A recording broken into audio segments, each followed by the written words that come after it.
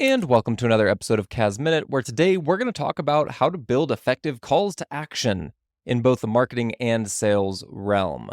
So it's super important that in any marketing initiative, you are asking something of the viewer, the participant in that content. You want to ensure that somebody is led to take action on whatever it is you're trying to get them to take. So from a marketing standpoint, these calls to action are very different than sales. In a marketing realm, you're thinking about things like, hey, schedule a free consultation, download this guide of financial stability or ebook or white paper or whatever it is that provides value to your prospect. You could also think about, hey, here's your customized financial health check, or join this upcoming webinar, or sign up for this newsletter. All of those are good representations of types of calls to action that you can embed on your social media, on your website, on your email signature. There's a lot of ways that you can incorporate very rhythmic calls to action in your day-to-day. The entire intent of a marketing call to action is really just to get them into your sales workflow, get them in as a marketing qualified lead in order to then move forward and potentially offer them your services. And so at the end of the day, when you think about calls to action in the marketing realm, A, you need to generate awareness. B, you need to generate enough connectivity to their problems and your ability to solve them. And then you need to call them to an action. So all of the marketing CTAs are related to getting them to take a next step forward.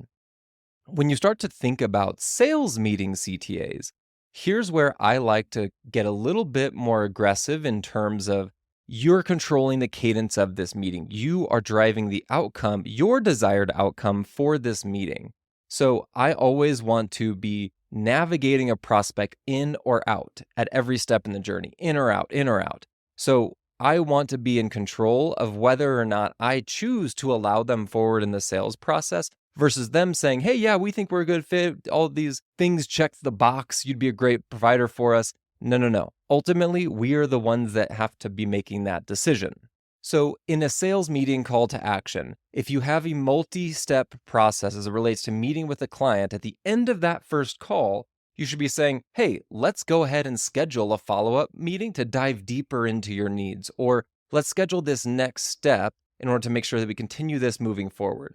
Instead of saying, hey, I'll follow up with you via email and then we can coordinate what a next step looks like, it's on the call. Hey, let's do this right now. That way you've already solidified the ability to move forward in the direction that you want to. Another call to action would be, hey, we're going to set up a proposal for you, and in the next call, we are going to review it. That is a very distinct call to action from the standpoint of I'm controlling the direction that it goes. Here's the action I'm going to take, and here's what you should expect to see in this next step. A poor call to action would be, would you like to see a customized proposal? That doesn't give a lot of control to the sales individual in that seat. That then puts the power in the prospect's hands to say, maybe, let me think about it. Let's talk to my partners.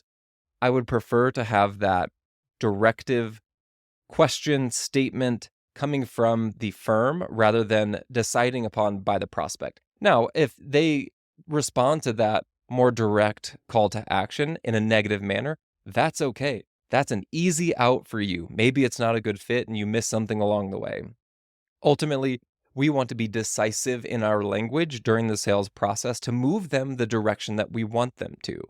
And so at the very end of the call to action, I think it's okay in a sales meeting environment to say, hey, what's your preferred timeline for moving forward? That's a form of a call to action. But instead of saying, hey, what's your preferred timeline?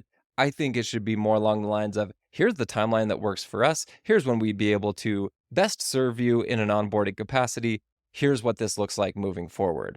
So you shift the conversation. You allow yourself a little bit more internal flexibility to plan around the rhythms of your own firm to serve your prospects better.